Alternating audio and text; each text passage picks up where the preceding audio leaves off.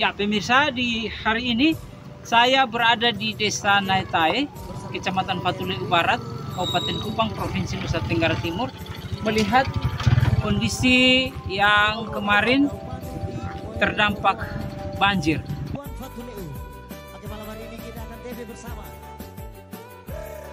Salah satu rumah yang terdampak banjir sampai dengan sekarang belum diperbaiki.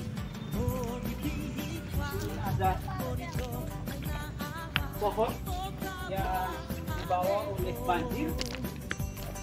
Pemirsa, kita lihat posisi rumah. Ini bagian dalam. Ya, ini bagian dalam yang belum sampai dengan saat ini belum dibersihkan karena kemungkinan masih akan terjadi banjir susulan ketika ada hujan deras melanda desa ini. Karena itu diminta kepada pihak pemerintah untuk melihat dengan jeli dan mencari solusi terkait dengan masalah-masalah yang dihadapi oleh saudara-saudara kita yang ada di tempat ini. Mari ikuti, kita akan ke sana lagi. Ya.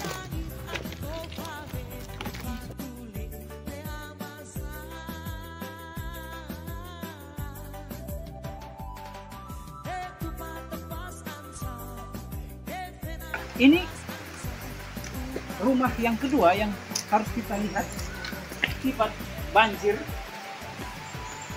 bencana yang terjadi hari kemarin.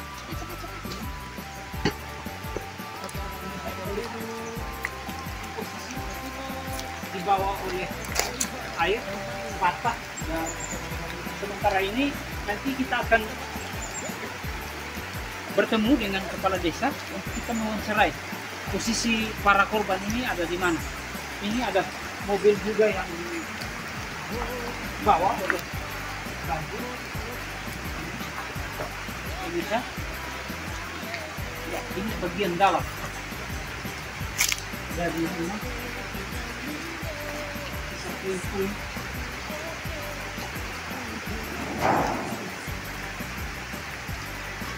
Ini rumah ketiga yang kita jumpai. Ini rata dengan tanah. Banjir yang terjadi di Desa Naitai menghantam rumah sehingga rata dengan tanah. Mari kita lanjut.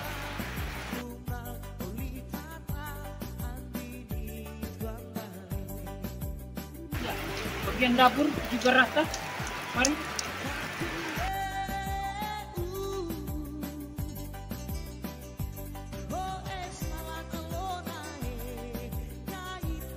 Bagian lantai 4 yang juga rata dengan tanah.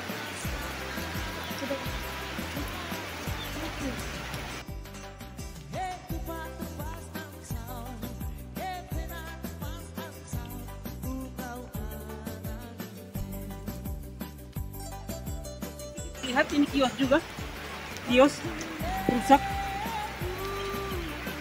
akibat banjir yang melanda di Naitai kemarin. Ini rumah-rumah saat ini mereka masih ada di tempat yang nantinya sebentar kita akan mewawancarai Pak Kepala Desa di mana keberadaan dari para korban bencana, apakah masih ada di camp pengungsi atau seperti apa. Ikuti terus perjalanan saya melihat, merasakan, mendengar apa yang sementara ini digumuli oleh saudara-saudara kita yang berada di Desa Naitai, Tuakau, Kecamatan Fatuleu Barat, Kabupaten Kupang, Provinsi Nusa Tenggara Timur, tentu bersama dengan saya, Yupiter Donat.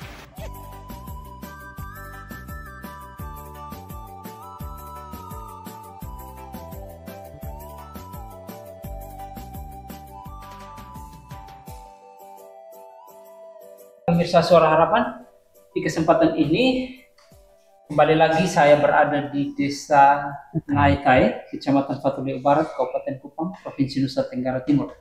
Kehadiran saya bersama dengan Bapak Camat dan juga Bapak Desa Naitai dalam kunjungan melihat langsung, mendengar apa yang sementara ini diderita oleh para korban bencana banjir yang terjadi di beberapa hari kemarin. Namun ketika kami berada di lapangan, para korban sedang berada di kebun mereka masing-masing, maka saya meminta kesediaan Pak Camat dan juga Pak Desa untuk memberikan gambaran terkait dengan keadaan yang sementara ini terjadi. Pak Camat, selamat siang. Selamat siang, Pak Peter. Pak Desa, selamat siang. Pak. Oke. Pak Camat, bisa gambarkan sedikit dengan Pak Desa terkait dengan posisi terkini atau terupdate di hari ini dengan korban banjir yang tentu kemarin ada yang meninggal ya? Ada berapa Pak Camat? Satu ya. Ada satu yang meninggal dunia. Nanti akan digambarkan oleh Pak Camat dan Pak Desa akan menambahkan sebenarnya masalah apa yang terjadi di lapangan, sehingga ngobrol pintar ini bisa dapat hadir dan memberikan pemahaman yang benar, sehingga kita bisa mencari solusi yang baik agar tidak terjadi lagi korban dan masyarakat di sini boleh hidup dengan baik. Pak Camat, sebenarnya ada berapa banyak korban yang terjadi yang mengalami kerugian di Kecamatan Patulio Barat? Desa-desa mana saja terdampak sekarang? Baik, terima kasih Pak Peter. Bencana banjir bandang kemarin itu akibat tersumbatnya jembatan Siumate yang mengalami korban jiwa 1 orang, dan dampaknya itu di Desa Netae itu ada 54 kakak. 54 kakak, sedangkan di Desa Tukau itu ada 40 kakak yang mengalami dampaknya itu. Sedangkan korban-korban yang terdampak itu sementara di pengungsian masing-masing. Oke. Iya, ada tempat pengungsian, dan dari desa ada melayani mereka dengan dapur di masing-masing pengungsian. Ada berapa titik? Ada 2 titik. Di 2 desa? Iya, 2 titik. Jadi korban-korban itu sementara di pengungsian masing-masing. Dengan melayani oleh dari pihak Nakes juga ada titik poskonya masing-masing desa, ada titik pelayanan kesehatannya. Yang berikut dampak dari itu tuh kami mengharapkan kepada pemerintah segera mungkin untuk membangun tanggul-tanggul yang ada yang sesuai kesepakatan beberapa kali lalu dengan dari pemerintah, baik dari pemerintah kabupaten maupun pemerintah provinsi, baik dewan maupun dewan kabupaten dan dewan provinsi sudah kami menyepakati bahwa akan membuat tanggul-tanggul sepanjang itu kali, sepanjang itu. Dan kami menanti saja kapan mereka realisasi untuk membangun itu tanggul. Untuk mengantisipasi jangan terjadinya hal yang terjadi, dari pihak kabupaten sudah menempatkan salah satu eksa di sini untuk menyediakan apabila terjadi banjir, eksa itu selalu standby di tempat. Pak Desa, tadi kita lihat di lapangan itu ada rumah-rumah yang di bawah banjir. Nah, terlepas dari apa yang disampaikan oleh Pak Camat, solusi untuk para korban agar mereka ke depan tetap terhindar dari problem ini apa Pak Desa? Baik, terima kasih. Mohon izin, saya juga mengucapkan terima kasih banyak pada media Suara Harapan yang pada hari ini bersama saya Bapak Camat untuk boleh ada dalam ngobrol ini. Saya mengucapkan terima kasih banyak atas semua kunjungan dan niat baik dari media ini untuk membawa aspirasi dari kami masyarakat, lebih pemerintah Desa Netae. Jadi izin Bapak untuk banjir ini sudah 2 kali terjadi tahun 2022 di 2023 pada tanggal 28 Desember 2022 di 2023. Itu banjir yang pertama dengan masalah yang sama, yaitu tersumbatnya Kali Sumate. Jadi sejak tahun 2021 dibuat jembatan ini, maka jembatan ini bermasalah bagi warga. Dia menjadi salah satu ancaman bencana bagi warga saya yang terletak di RT 7 D8 Dusun 2 Desa Naitae dan RT 1 Dusun 1 Desa Tokau. Nah, ini Bapak, waktu banjir pertama itu memang waktu itu tidak ada korban, tapi kerugian material berupa makanan dan area persawahan, tanaman, pertanian maupun rumah terbawa. Ada pertama itu ada sekitar 8 buah rumah yang terbawa dengan utuh di bawah tahun 2022 ke 2023. Itu tahun pertama. Maka dari sebelum masuk tahun pertama, rumah-rumah itu apakah sudah ada perhatian dari pemerintah? Tidak sama sekali. Oke, ini menjadi catatan penting ya, tidak bahwa bencana di tahun 2022 memasuki 2023 belum juga ada perhatian dari pemerintah untuk korban. Nah, baik, terima kasih. Jadi pada tanggal 31, mengulang lagi tanggal 31 pada hari Jumat pada jam 9 pukul pagi itu saya memang sempat melihat kondisi kali kita. Jadi pas waktu itu pas jam 9 pagi sempat ada tim kami KSB Kampung Siaga Bencana yang di posisi ada pas RT 7 dan ketuanya Bapak RT 7. Dia memukul tiang listrik sebanyak 2 kali, peringatan untuk keluar dari pemukiman. Jadi korban ini sementara ada di rumah, bahkan berulang-ulang kali diingatkan oleh keluarga untuk keluar, tapi dia dalam keadaan sakit dan dia tidak mau keluar, bahkan sampai keluarga marah, sehingga dia dengan sendirinya ada 3 korban yang ada di situ pas saat terbawa banjir, yaitu almarhum Bapak Tobias bersama istrinya Mama Orfa Nenobahan bersama cucunya Yahya Nenobahan.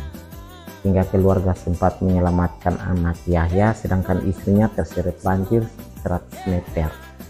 Sehingga pada saat itu dia selamat, sehingga jam 3 sore kami menemukan korban Bapak Tobias ini. Jadi mohon izin Bapak untuk melihat kondisi kami, konstruksi jembatan ini salah.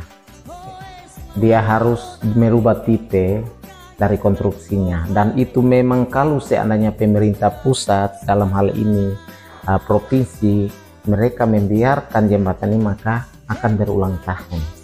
Setiap tahun akan ada yang namanya bencana di Desa Naitae. Karena memang sejak saya ada di sini dari kecil Bapak, tidak pernah terjadi banjir ini berpindah alamat ke pemukiman. Entah dia dalam hujan yang 2-3 sampai 3 hari tidak akan kena, karena jalurnya airnya ini tidak terhalang. Nah, material yang dibawa dari atas tidak ada penebangan secara liar selama ini, karena kami sejak tahun 2000 ke atas itu tidak pernah buat kebun berpindah-pindah. Nah, jadi ini memang alam sendiri yang bawa barang-barang berupa material kayu kering yang hidup di pinggiran sungai ketika pengikisan air oleh tanah. Pas saat itu maka pohon itu tumbang, bukan dibawa dari tempat penebang, tidak. Pohon tumbang sehingga ketika dibawa ke gorong-gorong ini maka tersumbat. Nah, selama ini kami sudah berupaya untuk pemerintah dengan merelokasi, tapi masyarakat ini menganggap bahwa bahkan tokoh adat, bahkan kami semua di sini, kalau seandainya tidak ada perhatian untuk pembuatan bronjong, maka imbasnya lari ke rumah warga dan sawah kami ada 215 hektar yang akan terancam. Nah, itu 2 kali 2 kali panen. Nah, 2 kali panen, maka itu yang menjadi alasan mereka untuk tidak mau relokasi.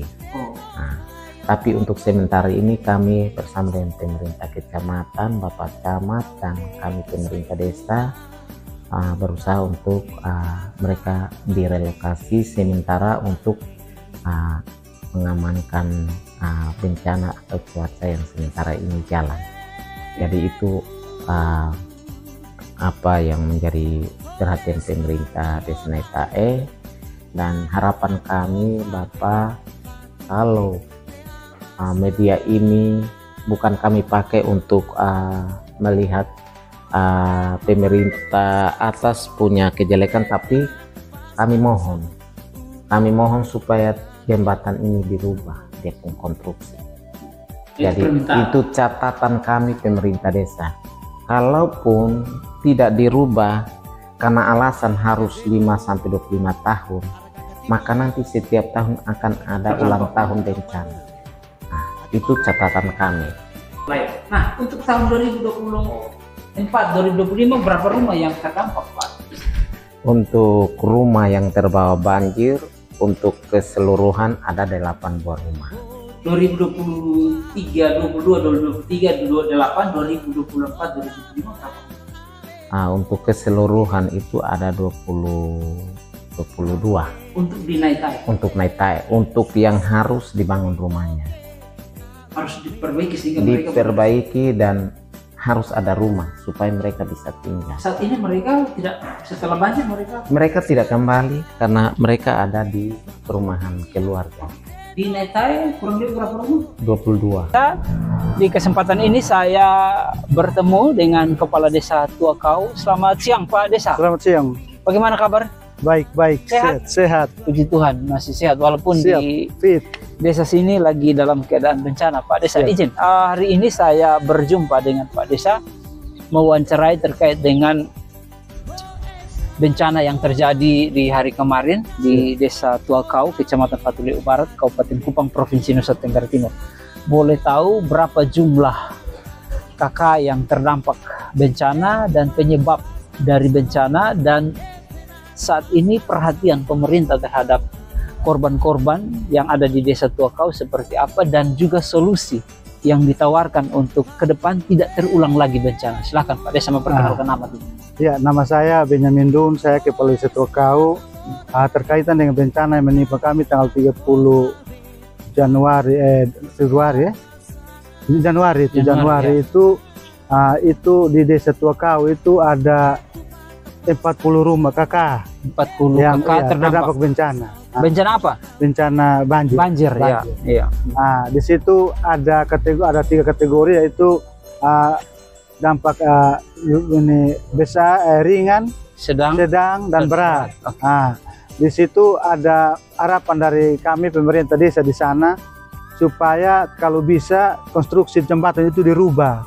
Jembatan mana? Jembatan Kali Siumate itu. Oh iya. Iya, karena itu jembatan tersumbat, akibatnya air meluap kepada pemukiman warga. Untuk itu harapan kami juga terhadap pemerintah Kabupaten Kupang itu juga kami harus relokasi 40 kakak itu relokasi pindah ke tempat lain. Nah, untuk itu harapan kami seperti itu, dengan jembatan itu juga harus rubah dia punya konstruksi itu. Itu dari dia punya pulau yang ada itu berapa itu dengan gorong-gorong itu tersumbat, sehingga kalau bisa bikin dia punya pulau itu bikin jadi pakai gelagar supaya ada pohon-pohon besar bisa lewat tidak tersumbat sehingga mengakibatkan bencana itu untuk pemukiman masyarakat yang ada di sana. Ini seperti yang ke tahun keberapa peristiwa banjir di lokasi Pak? Berkaitan dengan tahun sebelumnya tidak belum ada itu jembatan di situ, belum pernah ada banjir. Ketika itu jembatan sudah 2 kali banjir itu. Itu yang pertama itu tahun 2022 bulan Desember, kemudian ini tahun bulan Januari tanggal 30 Januari 2025. Ini yang paling besar, ini sampai ada korban jiwa. Tahun kemarin juga ada korban jiwa. Seperti itu. 2 tahun berturut ada korban. Ada korban jiwa dengan kerusakan. Kerugian apa saja? Di sana di sana itu apa? Itu bencana banjir itu di depan jalan itu ada pemukiman masyarakat. Itu ada 2 desa, Desa Naitae dan Desa Tuakau. Kemudian di belakang perumahan semua itu ada 3 desa punya lahan persawahan di sana sekitar 215 hektar di sana. Di situ juga lahan persawahan juga rusak 215 hektar. Kemudian itu ya rusak Akibat banjir ya? akibat banjir ini. Kemudian tanaman padi dan jagung masyarakat juga rusak, ternak dan perumahan, pakaian, perabot rumah tangga, rumah juga rusak semua itu. Nah, jadi banyak yang masyarakat yang alami kerugian di sana. Nah, Sejauh ini perhatian pemerintah seperti apa? sepanjang ini dari semua instansi ada ke sana, termasuk salah satunya dari DPR Provinsi, Komisi 5 itu ada ke sana. Di sana masyarakat semua dari 2 desa itu percayakan saya untuk bicara berkaitan dengan relokasi ini. Itu relokasi. Jadi di situ ada persetujuan supaya potong dari 2 desa itu semua pindah dari situ relokasi. Khusus desa Naita itu ada 52 kakak, kemudian 2 KW itu 40 kakak harus relokasi. Kemudian hal yang kedua itu kita minta beronjong kali itu sepanjang 2.000 meter, 2 kilo. Nah, jadi di situ sudah permohonan cuma sudah di sana di provinsi, DPR provinsi, jadi ada perhatian baik dari sana, dan harapan kami ke depan pasti ada perhatian untuk beronjong 2 kilo, iya, realisasi. Oke. Dan berbicara tentang relokasi, Ya. apakah warga terdampak korban ini mau? Berkaitan dengan warga itu mereka semuanya mau. Mau ya. Semuanya mau di sana karena itu tidak akan kesananya ini jembatan itu tidak dirubah konstruksinya, berarti di situ kan tidak bisa masyarakat tidak tinggal di situ lagi karena itu sudah ada jalur kali. Air ya. Jadi mau tidak mau masyarakat semua harus keluar, iya, keluar. Eksodus keluar. Iya, keluar Nah, dari situ. berbicara tentang relokasi masih, apakah lahan sudah disiapkan? Berkaitan dengan relokasi ini dari Dinas Perumahan, bahkan dari BPBD Kabupaten Kupang itu ada sampaikan untuk kami pemerintah dengan masyarakat itu kerjasama dengan Bapak Camat sehingga buat PH berkaitan dengan status tanah, sehingga mau relokasi itu tempatnya di mana harus ada pelepasan hak. Karena kalau ada bantuan dari pemerintah itu tidak dibangun di atas tanah sengketa seperti itu. Jadi artinya dari 40 KK itu sudah siap untuk membuat pelepasan hak tanah untuk dibangun relokasi. Oke. Terima kasih Pak Desa. Selamat ya. Semoga apa yang disampaikan saat ini boleh dapat didengar sehingga direspon dan menyelamatkan saudara-saudara kita yang ada di sana. Pak Desa, ada yang mau ditambahkan atau cukup? Cukup seperti Baik, itu. terima kasih Pak Desa. Tetap Sama-sama, semangat. iya. Kita doakan sehingga boleh dapat penyelesaian dengan Siap. demikian ngobrol pintar saya bersama dengan Kepala Desa Tua Kau. Nantikan ngopi-ngopi selanjutnya bersama dengan narasumber-narasumber yang lain. Tuhan memberkati. God bless you. Shalom.